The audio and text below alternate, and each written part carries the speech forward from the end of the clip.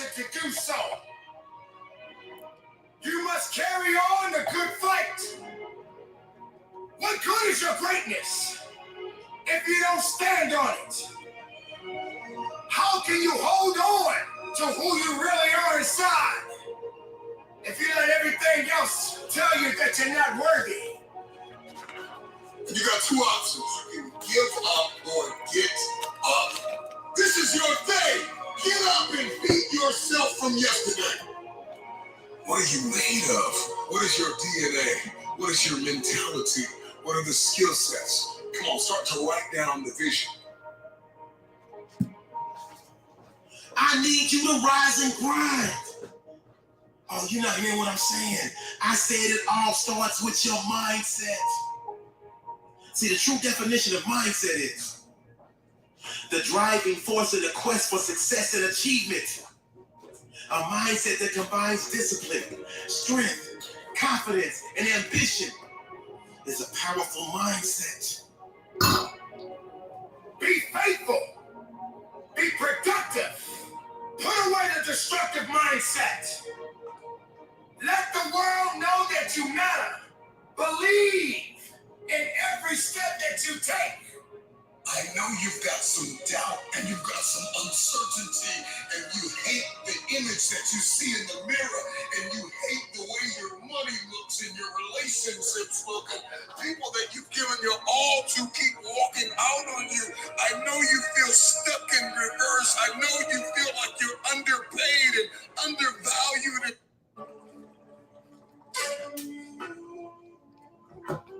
Happy Thursday, beautiful people. Happy Thursday. I figure I'll let y'all get a little bit of my morning motivation that I be having going on. Get me pumped ready for the day. We got a short day today, clearly, because I started at 6:30, right? I'm adjusting more things in my schedule in the morning, try to get it under control and be nice and sharp and concise, because once my day begins to get away from me, it gets away from me. So I'm really trying to nip that in the bud like right now, right? So it's going to become more like we're going to have to start in the cutoff times and we ain't going to linger on during the week. The weekend, we'll get a little bit more leeway, but I'm going to still have a cutoff, a certain cutoff period, right? Because we got to get the day going, right? I would love to hang out with everybody all day long, every day, but I have other things I must attend to. Otherwise, I make no progress. All right, beautiful people. It is Thursday, July the 13th, 2023. Day 75 of year 5 of reading through books, laws, and prophets, and of the 5-year consecutive day count. It is day 1,455. 1 second. I need coconut water.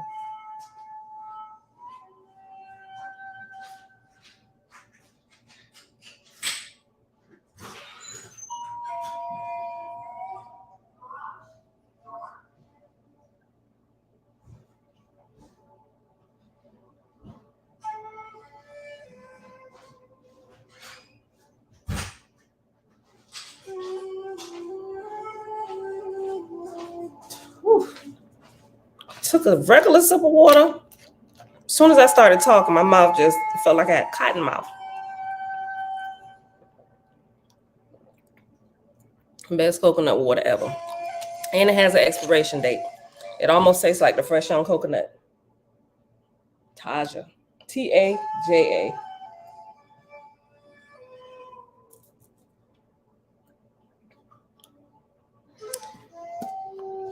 All right, y'all. We're gonna pick back up here in the secret Nazarite scroll, officially called the Holy Megillah, on page 517. I'm sorry, page 476, verse 517. And we're gonna read a few more of these stories or parables that we haven't heard before. Some may, most here in the Western world have not. They have a set few that they give us that Jesus didn't say it, and that's it. Go ahead and build your life on that. But I love this because it gives a little bit more detail, more insight, and it's just good all the way around of developing yourself wholly. See who we got here hanging out with us today. Family. Ray. Hey, girl. Hey. Hi. Eternal learner. Happy day all. Kings and Queens Coaching Group, Shalom, Elijah, peace and blessings. Avia, greetings, my beloved family. Drace and Righteous, Shalom, Shalom. Tabitha, Keon Cooper is her son's account. Greetings to all my wonderful beloveds. Mom, hey girl, hey. Just me, blessings upon blessings to all creators, creation. Derek, Shalom, Shalom. Nazarene the Sing, Grand Rising, Creator Gang Gang, Family Lamb, and y'all. And everybody else hanging out in the background today. Happy Thursday. All right, y'all, let's get started straight away here. All right. Page 470. Wait a minute. Father, we thank you for the magic found in the choice of choosing to change, right? When you become consistent, do things on a daily basis, there's a certain type of magic that you're endowed with. It's called consistency. And consistency brings change. Consistency brings permanent change, right? Okay. A story told by Yahshua. The story of the pilgrimage to the sacred river. Yahshua sat on a log beside a road outside of Benares. Two Hindu pilgrims, taking a rest from their walk, sat beside him to eat their lunch. The two were on a holy pilgrimage to a sacred river held in high esteem by their sect. As they chatted with Yahshua, the two complained bitterly about a third companion who had abandoned the walk. Lo, the three had agreed to walk the long distance from their village to the sacred river to perform a purification ritual. After 2 days of the 7-day walk to the river, the three pilgrims had come upon a sick man. The sick man had collapsed by the side of the road and had a fever. One of the three pilgrims had given up the pilgrimage to the sacred river in order to care for the sick stranger. Now, the two pilgrims who had continued the journey sat beside Yahshua, complaining of the bad behavior of their former companion. One of the two said, "The two of us will be rewarded by God for keeping our vow. Our former companion will be punished by God." Let me just highlight this because I kind of see where this is going, right? These two that made it to the feet of Jesus is the ones that is we'll call them self-righteous and more holier than thou. Let me go back. Because at first when I started reading this, I'm like, all right, who was this third vagabond? Let me go back. Okay. Verse 521. Lo, the three had agreed to walk the long distance from their village to the sacred river to perform a purification ritual.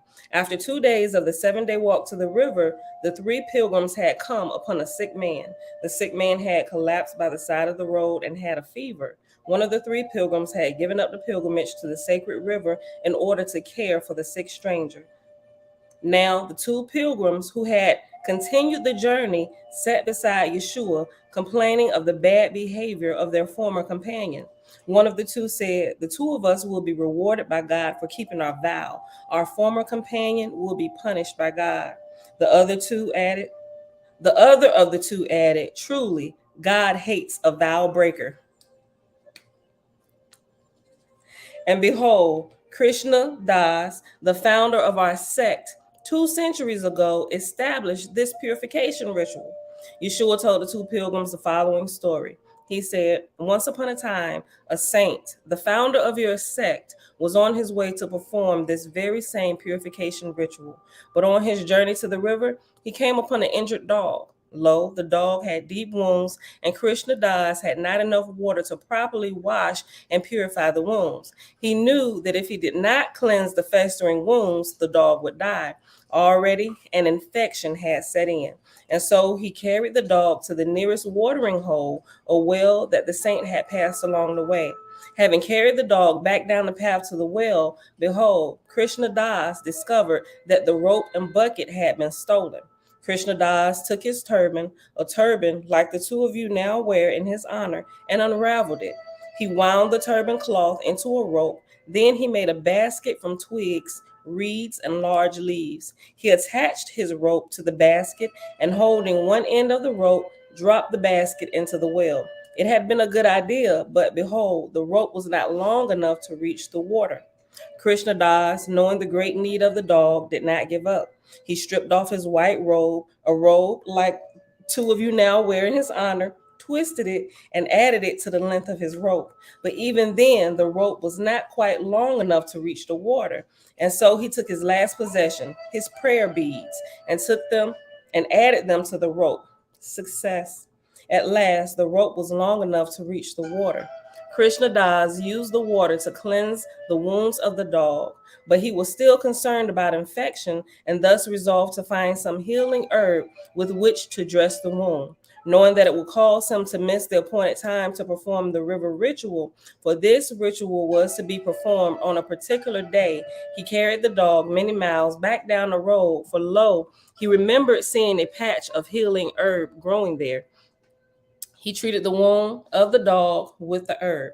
Then behold, Krishna Das stayed 3 days to nurse the dog through the healing crisis.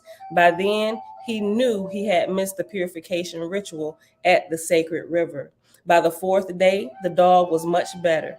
That night, Krishna Das had a true dream, a vision, excuse me, a vision of the living God. God told him, Krishna Das, better than 1,000 pilgrimages to sacred rivers is a single act of kindness. Then behold, the Lord Krishna, the God whom Krishna Das served, baptized him in the river of light. Boy, that was a good story. See, a lot of times we're so anxious and so, I'll say, consistent in keeping our appointed rituals and holy days and things that we completely miss the lesson of what those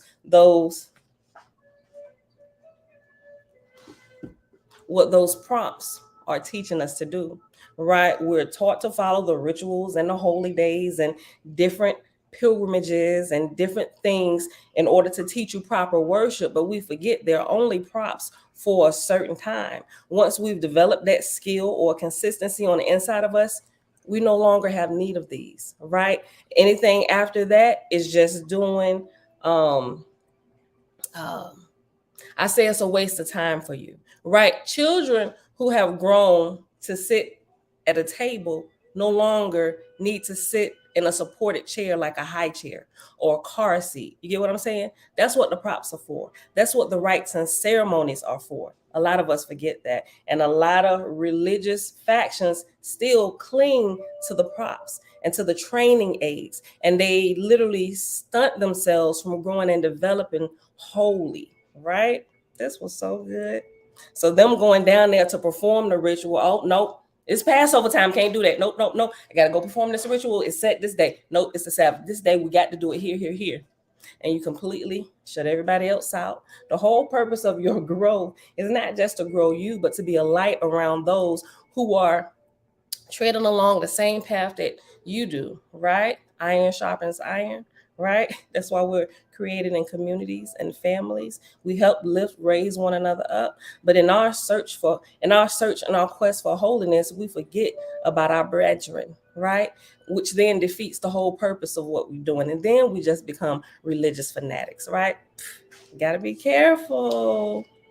By the 4th day, the dog was much better. That night, Krishna Das had a true dream, a vision of the living God.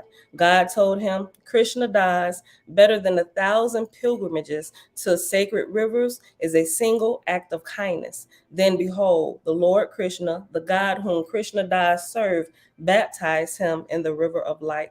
What a wonderful parable. Dani, shalom, shalom. Luke 10:31-34. And by chance there came down a certain priest that way, and when he saw him, passed by on the other side. We know that priest was heading. It was probably the Sabbath. It was his time to work in the temple. I know you dying on the side of the street. I'm a priest. I'm fully able to help you. I got to go. I got a schedule to keep. Thank you for that, Donnie. Thank you. Perfect example. Page 4. Oh, wait, I forgot a footnote here. Last verse after Krishna Das, D-A-S, is reference number 6. And 6 at the bottom says, the name Krishna Das means servant of Krishna. Okay. The next story, a story told by Yahshua, different upbringings. Yahshua sat beneath a tree near a marketplace. A group of teens sat around him as he played lively music on a wooden flute. After the song, a crowd of market goers walked past the tree where Yahshua and the teens sat. One of the market goers screamed obscenities at her small child while walking past Yahshua and the teens.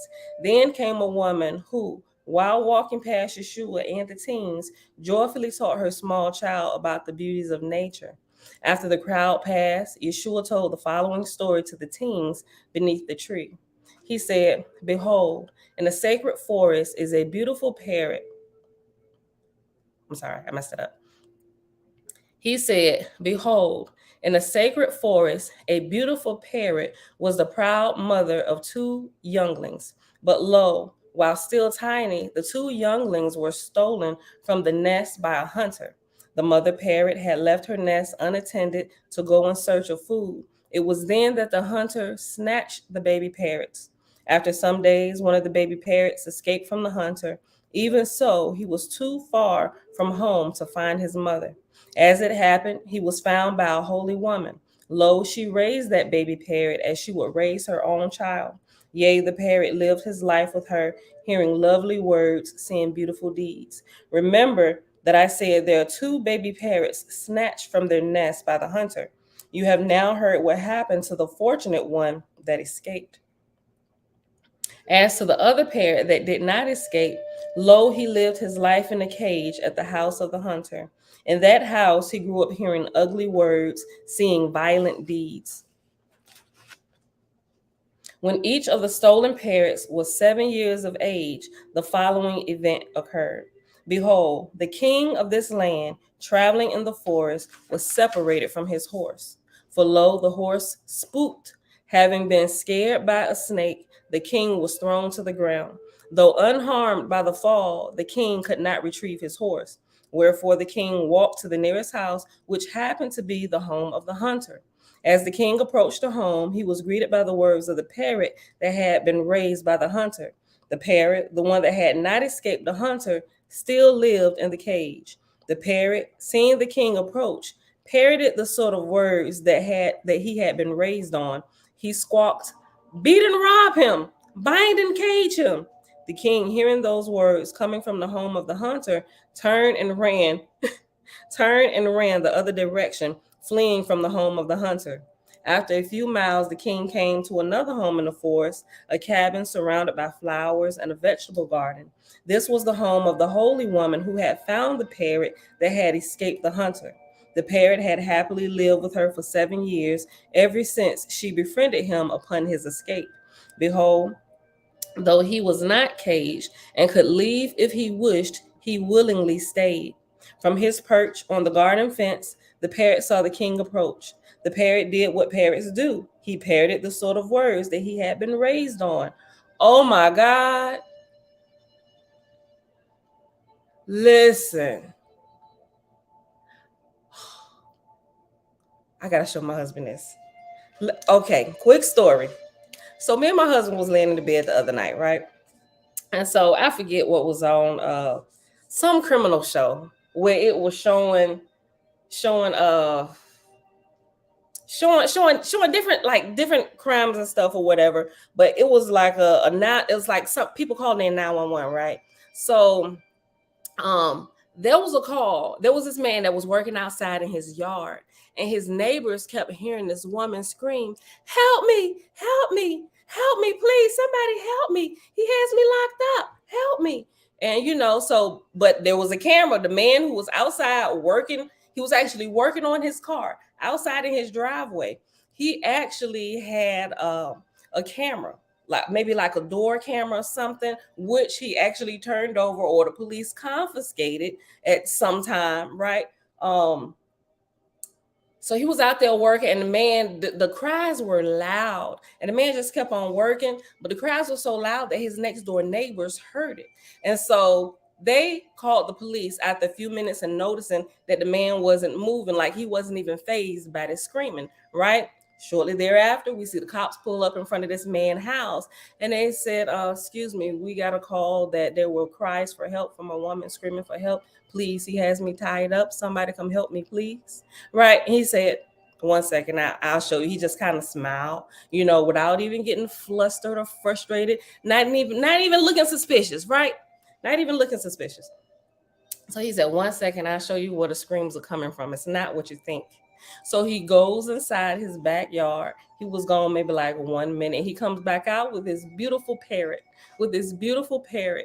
on his hand, and he showed him to the cops. It was I believe it was a male and a female. Male and female officers. And so he stood out there and they started giggling and laughing, and and it's all right. Well, thank you. And then when he brought him out there, the parrot, he was still squawking at. So they realized that indeed was the voice, and the guy went over and met the neighbors and let them know about his noisy parrot, right? And so I'm just like, when it went off, me and my husband was laughing, then a thought hit me. I said, oh my God, babe, think about this. Plot twist.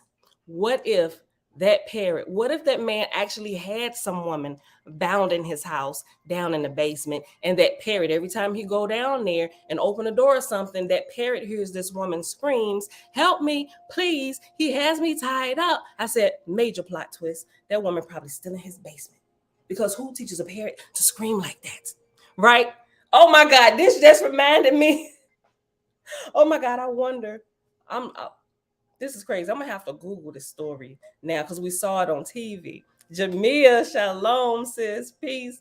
Dreadful Cosma, peace, love, light, and balance to the family. Facebook user, in the name of Jehovah, love and light to all faithers. I want to say that is my friends from the UK, Jerry Kearns.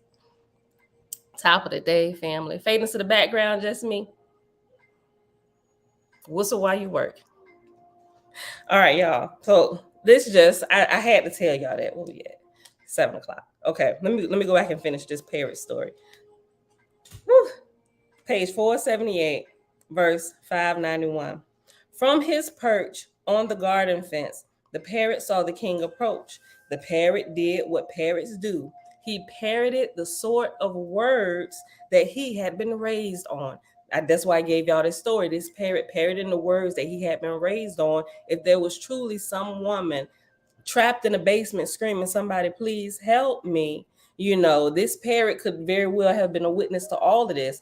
But cops may have not be trained on parrots or whatever. They may have just thought, oh, what kind of TV show you put this parrot in front of, right? But the way this parrot screamed these certain things, unless this guy loved horror movies or movies like Jeffrey Dahmer or something, of men kidnapping, trafficking women, like, do you sit and you watch stuff like this? Do you and your parents sit and watch stuff like this, right? This parrot got this down. Like, it's not funny. That's actually scary. So now I'm gonna be on the lookout when I hear parrots. Donnie, you saw that? Look, you saw that on the news? Jesse, shalom. That's what you was thinking? Right. But I don't know. I pray that the parrot just only got that from a TV show. But oh my gosh, somebody need to go back and check. I don't know how. Well, it's definitely been some years now. Oh my gosh. Me and my parrot.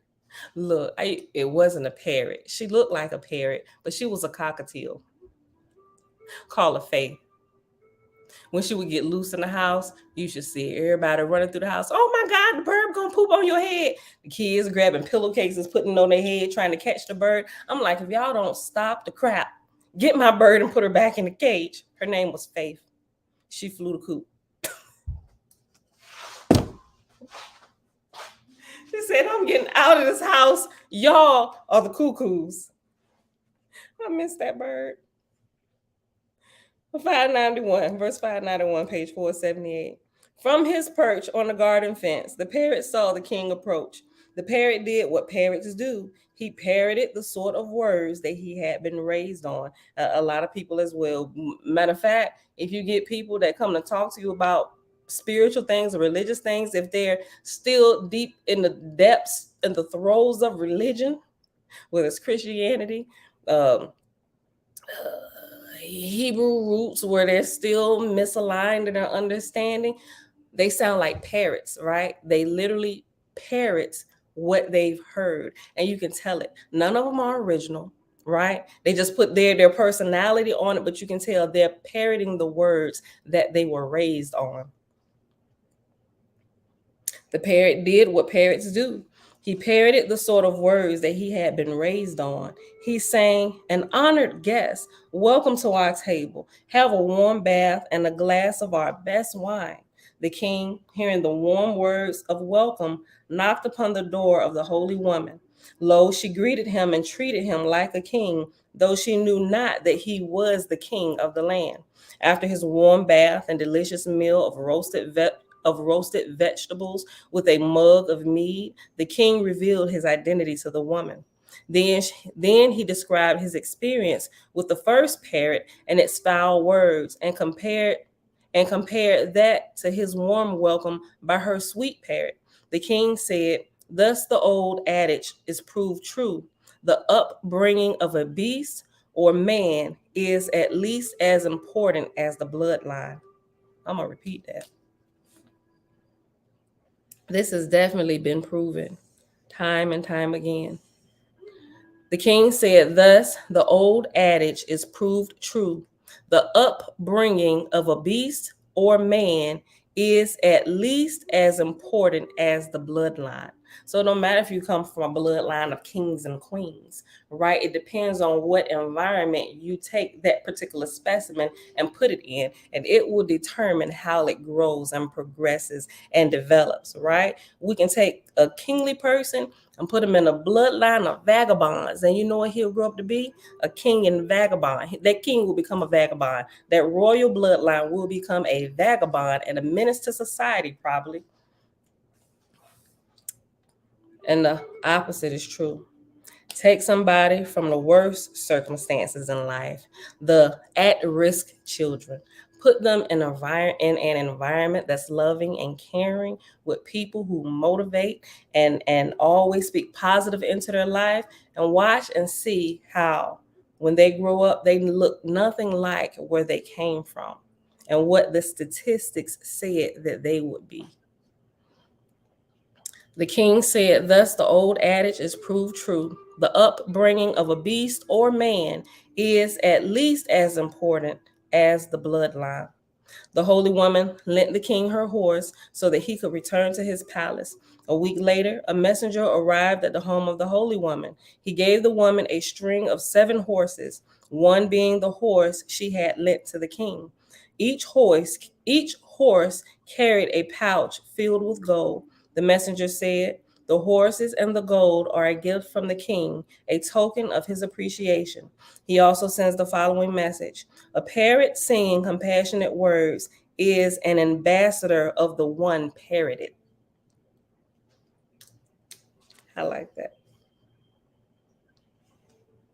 So this parrot, with as beautiful as it is, parrots, let me read that again. A parrot singing compassionate words is an ambassador of the one being parroted, right? So you got a beautiful bird, you have a beautiful owner, right? She's the ambassador. The parrot is parroting its ambassador, right? Children is the same way. Your business is the same way. Your employees, wherever there's somebody that can parrot you, if we look at them, we looking at you. Don't you go out here in these streets acting like you ain't got no goddamn sense, right? Who that boy, mom and daddy? Yahshua ended his story to the teens beneath the tree by saying, "As with parrots, so..." I didn't even read ahead. "As with parrots, so with children." I like that.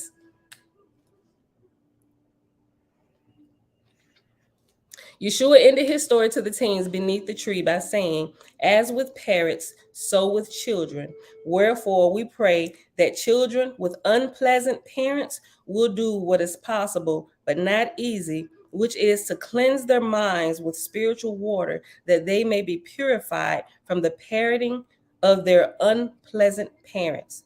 One more time.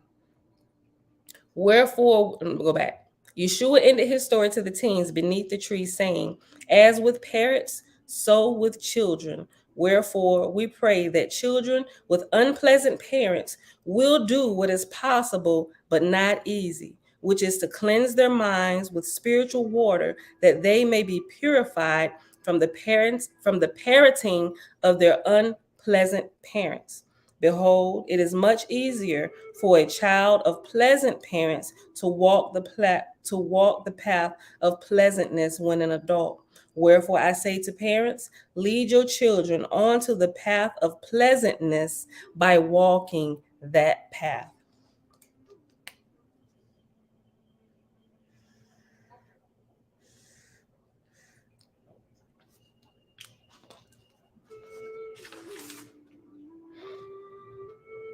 We got to stop here. This next story is 7:08. This next story is going to take me past my time. Normally I try to fit it in, but there's no better day to start change than today. We just going to be out of here early. Oh my gosh, I should say we only been live for 34. See, that's what be throwing me off. Because I said I'm going to keep this to an hour. And even if I go past my time, I'm looking at the YouTube timer. Nope, you still got 30 minutes, sis. But the real time says you are past your cutoff. And I've been ignoring that. So if I get here a little bit late, it's because I done threw off my time somewhere. And the last couple mornings that I say, y'all, no live video today. But I'm like, I felt some kind of way when I did that. I'm like, nope, I can't do that, Pam. You got to get it together. Because if you start this, you're going to keep doing this. And then everything is going to go off. So even today, I was running behind. I was like, I should just hit the message. No live videos. I was like, nope, stop it. That's exactly what I'm talking about. Stop it. I was like, okay, hop on, and you just need to end at the time. If you only get 20 minutes, you only get 20 minutes, but stop it. Control your schedule, right? So we only been here 35 minutes. So people, that's it for today. We got to go. My 5-minute timer is about to ding. Thank y'all for hanging out, y'all. It is Thursday, July the 13th. 2023, day 75 of year 5 of reading through books, laws, and prophets. And of the 5-year consecutive day count, it is day 1455. There we go. Look, in this last 5 minutes, this 5-minute timer is not to stop reading, because I got like the outro that's like almost 3 minutes. So I got to shut it down in 2. And at 7:15, my outro need to be ending. Like boom, 7:15 on the dot. All right, y'all. The 5-year consecutive day count, it is day 1455. We started on page 476 today here in the Holy Gospel found in the Holy Megillah, which we also call the Secret Nazarite Scroll. And we read verses 517 all the way to 610, which is on page 478. All right, so when we come back here tomorrow, we'll pick it up with this next section of parables, the journey to find the great guru, and a few more. Yahshua and the youth, who wanted a trustworthy servant, the man who desired a long life, divine patience, hope and preparation, white wizardry, and group realities. Oh, that's going to be good. We'll probably get to read all of that tomorrow. That's a few pages. So with that being said,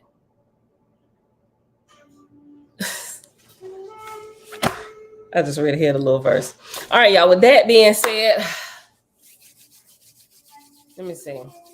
Y'all give me some words of adoration for our great creator. I'll read them aloud. Come on. I do it every day. Come on. How great has our creator been to you all?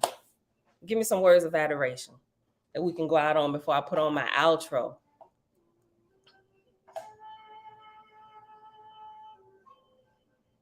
Train up a child in the way that they will go. I like that.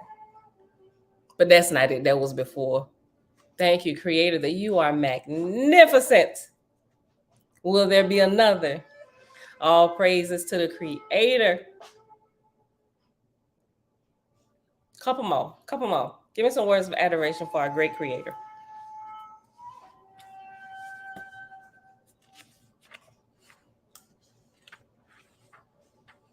I'll go ahead and give mine.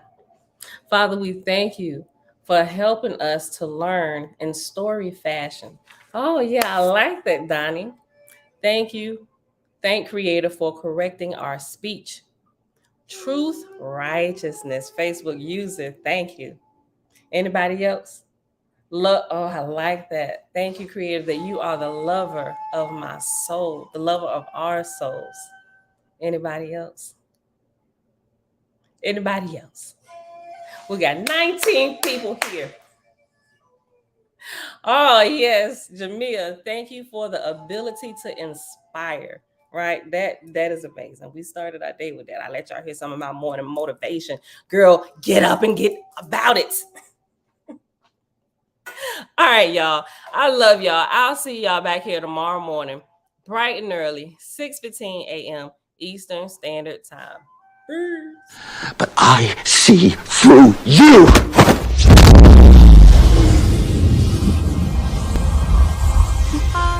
I'm from outer space. I got Milky Way for blood, evolution in my veins. I'm gold. I've been far away. I'm illuminated now, making moves. What did you just do to me? I pushed your astral form out of your physical form. What's in that tea? Psilocybin? LSD? It's just tea. With a little honey. What just happened? For a moment, you entered the astral dimension. What? A place where the soul exists apart from the body. Why are you doing this to me? To show you just how much you don't know. Open your eye. Been dreaming about flying for a long time. I had a vision from the birds, they want a cold sign. What's happening? This isn't real, this isn't real, this isn't real, this is... Dreaming about flying for a long time. I had a vision from the birds, they want a cold sign.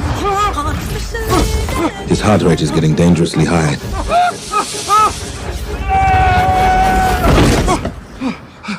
He looks all right to me.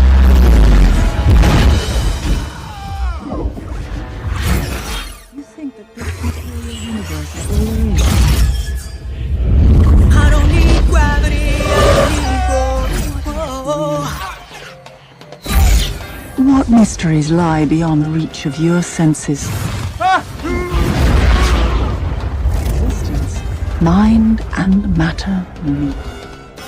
Thoughts shape reality. I don't need gravity, I just need growth.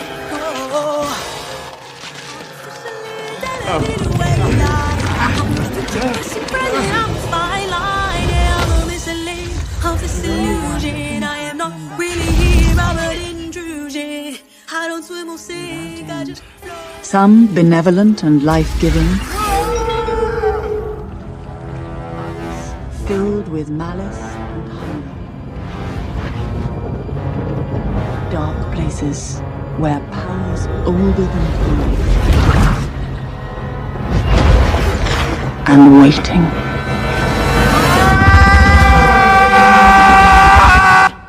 I don't swim or sink, I just float. Who are you in this vast multiverse? I don't need gravity, I just need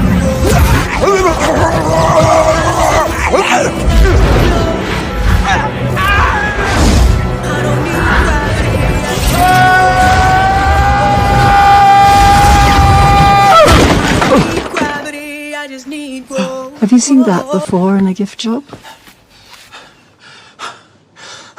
I don't need gravity, I just need growth. Teach me. No.